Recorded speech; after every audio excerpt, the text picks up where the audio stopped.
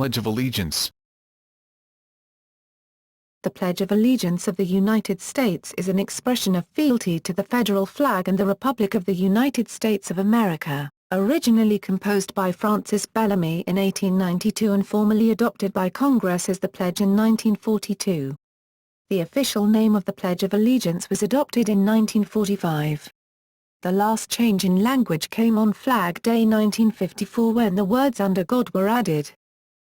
Congressional sessions open with a recital of the pledge, as do many government meetings at local levels, and meetings held by many private organizations. It is also commonly recited in school at the beginning of every school day, although the Supreme Court has ruled on several occasions that students cannot be compelled to recite the pledge, nor can they be punished for not doing so. According to the United States Flag Code, the Pledge of Allegiance reads: According to the Flag Code, the pledge should be rendered by standing at attention facing the flag with the right hand over the heart. When not in uniform, men should remove any non-religious headdress with their right hand and hold it at the left shoulder, the hand being over the heart. Persons in uniform should remain silent, face the flag, and render the military salute. Origins. The Pledge of Allegiance was written in August 1892 by Francis Bellamy, 1855–1931, who was a Baptist minister, a Christian socialist, and the cousin of socialist utopian novelist Edward Bellamy, 1850–1898. The original Pledge of Allegiance was published in the September 8 issue of the popular children's magazine The Youth's Companion as part of the National Public School celebration of Columbus Day, a celebration of the 400th anniversary of Christopher Columbus's arrival in the Americas.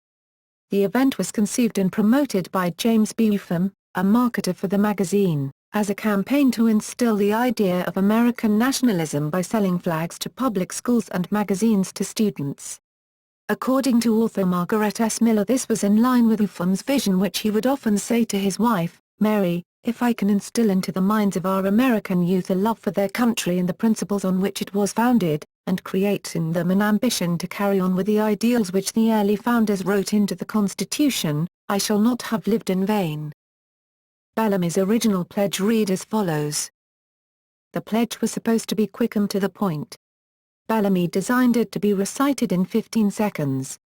As a socialist, he had initially also considered using the words equality and fraternity but decided against it, knowing that the state superintendents of education on his committee were against equality for women and African Americans. Francis Bellamy and Upham had lined up the National Education Association to support the Youth's Companion as a sponsor of the Columbus Day observance along with the use of the American flag. By June 29, 1892, Bellamy and Upham had arranged for Congress and President Benjamin Harrison to announce a proclamation making the public school flag ceremony the center of the Columbus Day celebrations. This was issued as Presidential Proclamation 335. Subsequently, the pledge was first used in public schools on October 12, 1892, during Columbus Day observances organized to coincide with the opening of the World's Columbian Exposition in Chicago, Illinois. Bellamy's account. In Francis Bellamy's recollection of the creation of the pledge, he recalled at the beginning of the 90s patriotism and national feeling was at a low ebb.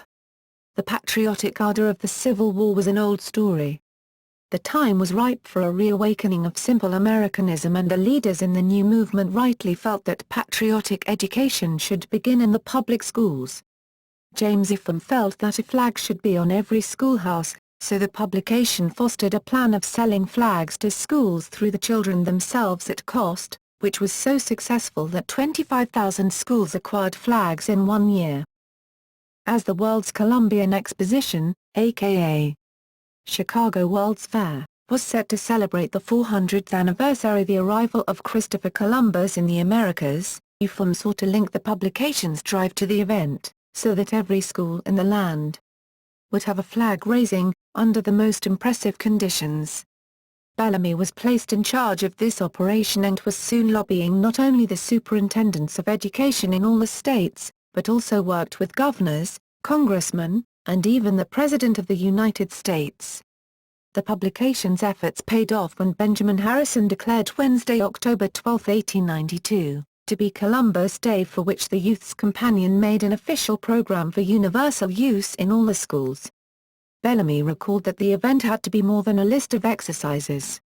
The ritual must be prepared with simplicity and dignity. Edna Dean Proctor wrote a note for the event, and there was also an oration suitable for declamation. Bellamy held, of course, the nub of the program was to be the raising of the flag, with a salute to the flag recited by the pupils in unison. He found there was not a satisfactory enough form for this salute. The Balg salute, which ran, "I give my heart and my hand to my country, one language, one flag," seemed too juvenile and lacking in dignity. After working on the idea with UFM, Bellamy concluded, "It was my thought that a vow of loyalty or allegiance to the flag should be the dominant idea. I especially stressed the word allegiance. Beginning with the new word allegiance, I first decided that pledge was a better school word than vow or swear, and that the first person singular should be used, and that my flag was preferable to the." Bellamy considered the words country, nation, or republic, choosing the last as it distinguished the form of government chosen by the Founding Fathers and established by the Revolution. The true reason for allegiance to the flag is the republic for which it stands. Bellamy then reflected on the sayings of Revolutionary and Civil War figures, and concluded all the pictured struggle reduced itself to 3 words: one nation indivisible. Bellamy considered the slogan of the French Revolution, Libert, Égalité, Fraternité, liberty, equality, fraternity, but held that fraternity was too remote of realization, and as equality was a dubious word. Concluding liberty and justice were surely basic, were undebatable, and were all that any one nation could handle. If they were exercised for all, they involved the spirit of equality and fraternity. After being reviewed by UFM and other members of the Youth's Companion, the pledge was approved and put in the official Columbus Day program. Bellamy noted that, in later years, the words "to my flag" were changed to the flag of the United States of America because of the large number of foreign children in the schools. Bellamy disliked the change, as it did injure the rhythmic balance of the original composition. Changes. In 1923, the National Flag Conference called for the words "my flag" to be changed to the flag of the United States, so that new immigrants would not confuse loyalties between their birth countries and the United States. The words of America were added a year later. The United States Congress officially recognized the pledge for the first time, in the following form, on June 22, 1942. Addition of "under God." Louis A. Bowman, an attorney from Illinois, was the first to initiate the addition of "under God" to the pledge. The National Society of the Daughters of the American Revolution gave him an Award of Merit as the originator of this idea. He spent his adult life in the Chicago area and was chaplain of the Illinois Society of the Sons of the American Revolution. At a meeting on February 12, 1948, Lincoln's birthday, he led the society in swearing the pledge with 2 words added, "under God." He stated that the words come from Lincoln's Gettysburg Address. Though not all manuscript versions of the Gettysburg Address contain the words "under God," all the reporters' transcripts of the speeches delivered do, as perhaps Lincoln may have deviated from his prepared text and inserted the phrase when he said that the nation shall, under God, have a new birth of freedom. Bowman repeated his revised version of the pledge at other meetings. In 1951, the Knights of Columbus, the world's largest Catholic fraternal service organization, also began including the words "under God" in the Pledge of Allegiance. In New York City, on April 30, 1951, the Board of Directors of the Knights of Columbus adopted a resolution to amend the text of their Pledge of Allegiance at the opening of each of the meetings of the 804th Degree Assemblies of the Knights of Columbus by addition of the words "under God" after the words "one nation." Over the next 2 years, the idea spread throughout Knights of Columbus organizations nationwide. On August 21, 1952, the Supreme Council of the Knights of Columbus at its annual meeting adopted a resolution urging that the change be made universal, and copies of this resolution were sent to the President, the Vice President, as presiding officer of the Senate, and the Speaker of the House of Representatives. The National Fraternal Congress meeting in Boston on September 24, 1952, adopted a similar resolution upon the recommendation of its president, Supreme Knight Luke E. Hart. Several state fraternal congresses acted likewise almost immediately thereafter. This campaign led to several official attempts to prompt Congress to adopt the Knights of Columbus policy for the entire nation. These attempts were eventually a success.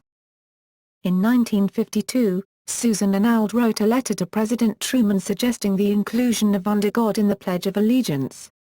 Mr. Langmack was a Danish philosopher and educator who came to the United States in 1911. He was one of the originators of the prayer breakfast and a religious leader in Washington, D.C. President Truman met with him along with several others to discuss the inclusion of "Under God" just before "With Liberty and Justice." At the suggestion of a correspondent, Representative Louis C. Rabout, D. Mich. of Michigan sponsored a resolution to add the words "Under God" to the pledge in 1953. Prior to February 1954, no endeavor to get the pledge officially amended succeeded. The final successful push came from George McPherson Dougherty.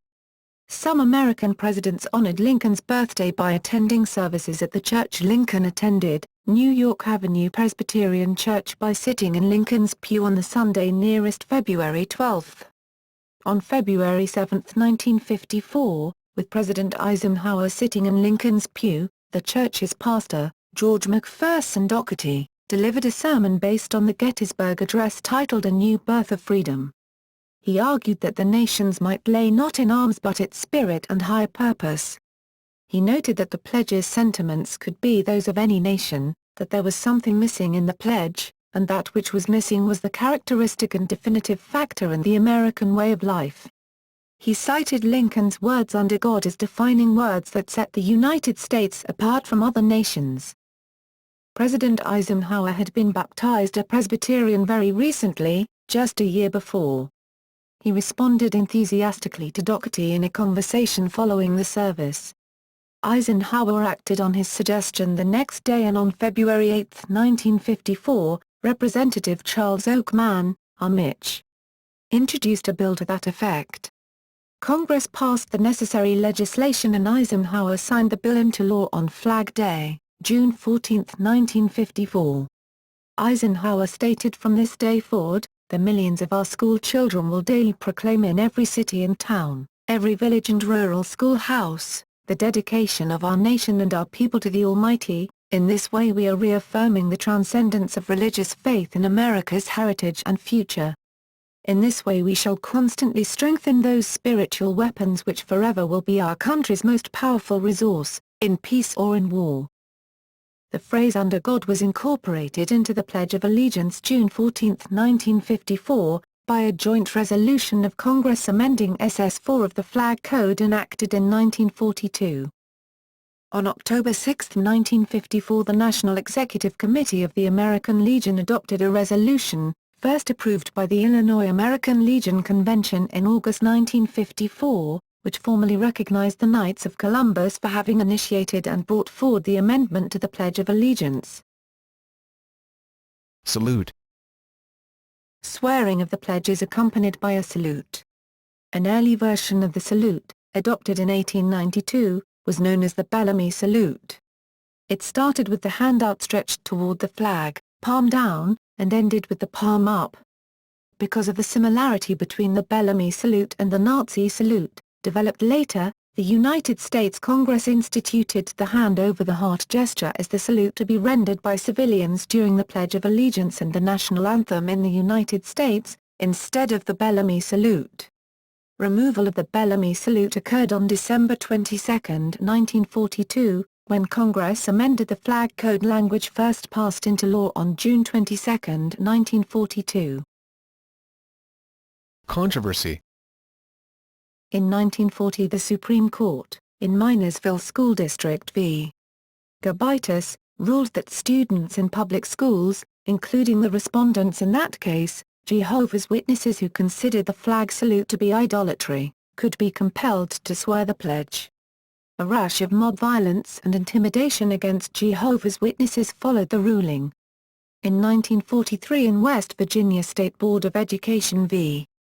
Barnett, the Supreme Court reversed its decision. Justice Robert H. Jackson, writing for the 6-3 majority, went beyond ruling that public school students are not required to say the pledge on narrow grounds, but asserted in clarion words how such ideological dogma is antithetical to the principles of the country, concluding with, in a later case, the 11th Circuit Court of Appeals held that students are also not required to stand for the pledge. Requiring or promoting of the pledge on the part of the government has drawn criticism and legal challenges on several grounds. One objection states that a democratic republic built on freedom of dissent should not require its citizens to pledge allegiance to it, and that the First Amendment to the United States Constitution protects one's right to refrain from speaking or standing, also a form of speech. Another objection lies in the fact that the people who are most likely to recite the pledge every day, small children in schools, cannot really give their consent or even completely understand the pledge they are taking. Many objections have been raised since the addition of the phrase "under God" to the pledge in 1954. Critics contend that a government requiring or promoting this phrase violates protections against the establishment of religion guaranteed in the Establishment Clause of the First Amendment. In 2004, linguist Jeffrey Numberg criticized the addition of "under God" for a different reason. The original supporters of the addition thought that they were simply quoting Lincoln's Gettysburg Address. However, Numberg said that to Lincoln and his contemporaries, "under God" meant God willing, and they would have found its use in the Pledge of Allegiance ungrammatical. The introduction of "under God" in the 1950s was done during the Cold War, as a way to differentiate the U.S. from the concept of communist state atheism. Legal challenges. Prominent legal challenges in the 1950s were brought by the Jehovah's Witnesses, a group whose beliefs preclude swearing loyalty to any power other than God, and who objected to policies in public schools requiring students to swear an oath to the flag. They objected on the grounds that their rights to freedom of religion as guaranteed by the Free Exercise Clause of the First Amendment were being violated by such requirements.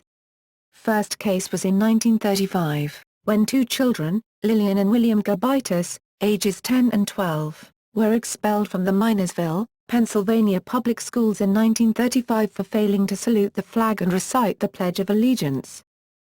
In a 2002 case brought by atheist Michael Nudo, whose daughter was being taught the pledge in school, the Ninth Circuit Court of Appeals ruled the phrase "under God" an unconstitutional endorsement of monotheism when the pledge was promoted in public school. In 2004, the Supreme Court heard Elk Grove Unified School District v. Nudo, an appeal of the ruling, and rejected Nudo's claim on the grounds that he was not the custodial parent, and therefore lacked standing, thus avoiding ruling on the merits of whether the phrase was constitutional in a school-sponsored recitation. On January 3, 2005, a new suit was filed in the U.S. District Court for the Eastern District of California on behalf of three unnamed families. On September 14, 2005, District Court Judge Lawrence Carlton ruled in their favor. Citing the precedent of the 2002 ruling by the Ninth Circuit Court of Appeals, Judge Carlton issued an order stating that, upon proper motion, he would enjoin the school district defendants from continuing their practices of leading children in pledging allegiance to one nation under God. A bill, H.R. 2389, was introduced in Congress in 2005 which, if enacted into law, would have stripped the Supreme Court and most federal courts of the power to consider any legal challenges to government requiring or promoting of the Pledge of Allegiance. H.R. 2389 was passed by the House of Representatives in July 2006, but failed after the Senate did not take up the bill. This action is viewed in general as court stripping by Congress over the judiciary. Even if a similar bill is enacted, its practical effect may not be clear. Proponents of the bill have argued that it is a valid exercise of Congress's power to regulate the jurisdiction of the federal courts under Article 3, Section 2 of the Constitution, but opponents question whether Congress has the authority to prevent the Supreme Court from hearing claims based on the Bill of Rights, since amendments postdate the original text of the Constitution and may thus implicitly limit the scope of Article 3, Section 2. judges and legal analysts have voiced concerns that Congress can strip or remove from the judicial branch the ability to determine if legislation is constitutional. Mark J. Polovin, former Associate Director of the Religious Action Center of Reform Judaism, objected to court stripping in regards to the Pledge of Allegiance. Today's House adoption of the so-called Pledge Protection Act is a shameful effort to strip our federal courts of their ability to uphold the rights of all Americans. By removing the jurisdiction of federal courts, including the Supreme Court, from cases involving the pledge, this legislation sets a dangerous precedent, threatening religious liberty, compromising the vital system of checks and balances upon which our government was founded, and granting Congress the authority to strip the court's jurisdiction on any issue it wishes. Today, the issue was the Pledge of Allegiance, but tomorrow it could be reproductive rights, civil rights, or any other fundamental concern. In 2006, in the Florida case Frazier v. Alexander, a federal district court in Florida ruled that a 1942 state law requiring students to stand and recite the Pledge of Allegiance violates the First and 14th Amendments of the U.S. Constitution. As a result of that decision, a Florida school district was ordered to pay $32,500 to a student who chose not to say the pledge and was ridiculed and called unpatriotic by a teacher. In 2009, a Montgomery County, Maryland, teacher berated and had school police remove a 13-year-old girl who refused to say the Pledge of Allegiance in the classroom. The student's mother, assisted by the American Civil Liberties Union of Maryland, sought and received an apology from the teacher, as state law and the school student handbook both prohibit students from being forced to recite the pledge.